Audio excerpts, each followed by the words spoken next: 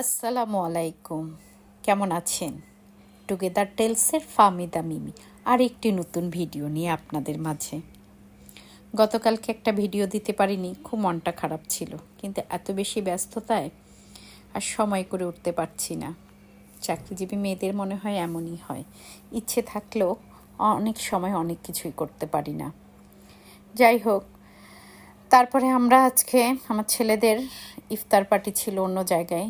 আমরা দুজন বাসায় থাকার কারণে খুব বেশি ঝামেলা করিনি। আমি স্যুপ নুডলস করলাম, চিকেন ফ্রাই। কিন্তু দেখেন, রিজিক বলে কথা, বাসা থেকে 2 প্লেট ইফতার চলে আসলো।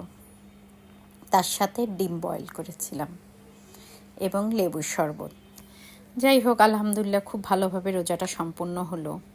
আল্লাহ যেন আমাদের সকলের মনের আশাগুলো পূরণ করে এবং বাকি যে রোজাগুলো আছে সেগুলোর জন্য খুব ভালো করে শেষ করতে পারি, এই তৌফিক দেয়।